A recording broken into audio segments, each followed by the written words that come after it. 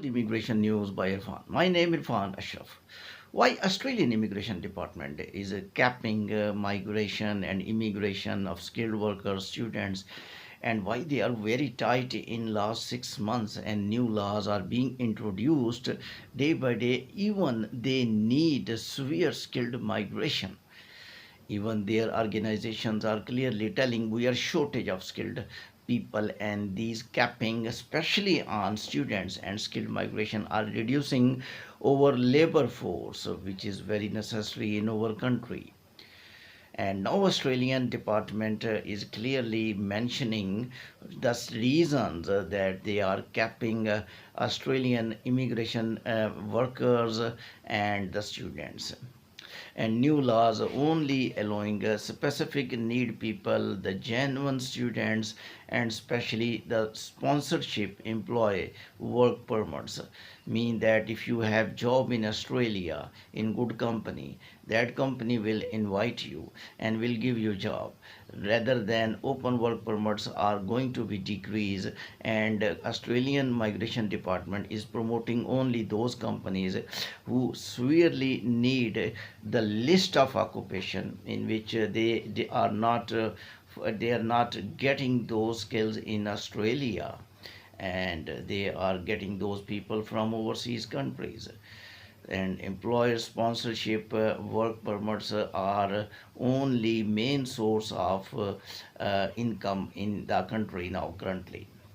Australian Immigration Department, why they actually taking these very harsh steps, which even not in favor of Australia. Even Australian official TV channels, they are thinker, analyst, and they are all Moody by business Moody and financial departments also telling that these skilled workers, professionals, the top professionals are the need of the current era of each country. And if Australia is standing at developed stage so far, it's just because of the migrants who came from China, from USA, from Europe, from Asia, and they are successfully working in medical field, engineering field, software, and in the especially the construction field. The labor market is very less in Australia regarding construction, and housing crisis becoming more popular in Australia in the current days.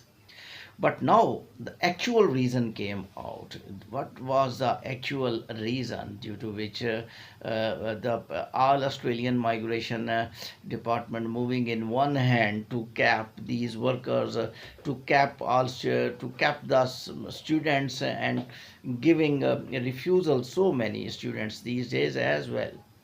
They told in last 2 years almost double people entered Australia as in COVID era, and these millions of the people, millions and millions of the people are far more higher than 25 last years. These people who entered Australia, they are actually not getting all benefits, and they created competition of housing. And mathematically, when you will count the housing sector per individual, that is found very significant deficit in a graph.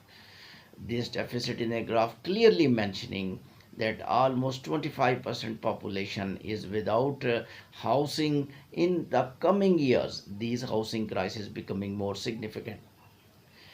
And if they will give more migration, the more skilled people will come, the more people will come to Australia. It will definitely affect the housing sectors more severe. Even Australian nationals, at least they are having their own houses, they may be in trouble because a lot of people are getting citizenship on yearly basis, monthly basis, daily basis, and they will be also out of this circle of housing sector. Construction companies are telling there are some very tough taxes and tough conditions for the building of the houses in Australia. Need is that to relax some rules, to relax some laws, to compensate companies. Especially they also told that we lack labor forces, and builders labors mean masons, laborers, electricians, plumbers. We severely need to make the houses. Construction companies of Australia are telling these are the false policies and wrong policies of the Australian government in the last 3 years. They did not facilitate us to make more houses. Currently, Australian policy to fulfill the future housing needs, they are indirectly proportional to skilled workers, but I think this is directly proportional to facilities provided to these construction companies. By two ways, Australia is thinking to get rid of this huge problem, very a problem of headache, because housing is a need of each family, each individual. Either he is a migrant, either he is a Australian citizen. Australia can get rid of these problems by two ways. Number one, to motivate housing sector, to give compensation to housing sector, to give them good labor's market from international. So some compensation from laborers. In some laws in the last days were also announced that if you are labor mason and you are being invited by any construction company in Australia, you will be given preference, and they were given preference in the immigration. Second one, to cut the skilled workers, to cut the students. And what migration department is doing this thing under the supervision of the government. In my opinion, Australian government now thinking these two angles, which angle would be more faster, higher, because at one angle they are planning to make more houses in the coming years to fulfill the housing needs of the million people. At other sector, they are reducing, cutting skilled migration, they are cutting the students, and they are cutting extra people who are not required by Australia, and Australia is not going to invite them in the future. In my opinion, the facilitation of housing sector is more important than cutting of skilled workers and students, because now universities and colleges are claiming to Australian immigration department, they are sitting with Australian Department of Home Affairs, that your refusals are damaging us, spoiling us. We are not able to run our universities or colleges almost within 1 year. If you will not allow us to invite students, if you will keep refusing our students, even we issued COE, we issued all type of documents to the students, we interviewed, the student was genuine, and if you are going to refuse students by this speed, we are going to damage, and we are not going to support our financially into our college and universities in the coming years. So students are international students are financial market of Australia. If you are going to fulfill the housing sector, similarly financial market is also very important. At one angle in which government, Australian government and immigration department is working, even some Australian lawyers are using this word, the looting, robbery of the visa, mean that you are just looting the people money, you are not giving visa. They were genuine students.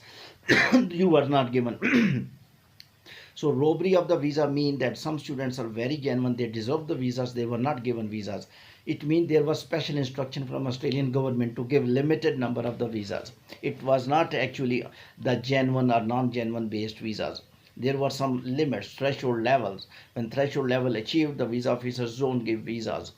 So this is, I think, not good for international students and for Australia, because Australia is main market of international students who are paying huge fee to their universities, and universities financial expenses, and Australian GDP and banking sector is running by international students, huge fee in dollars which is coming from different countries to their countries, and these countries becoming rich day by day.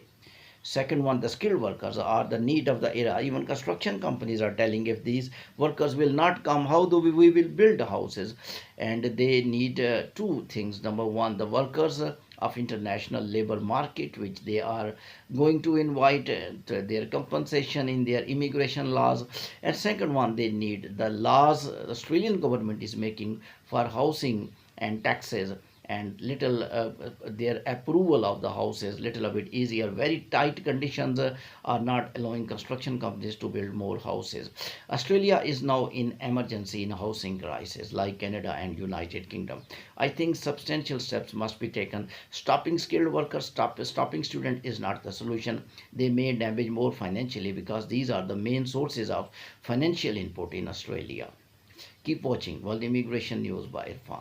Thank you very much.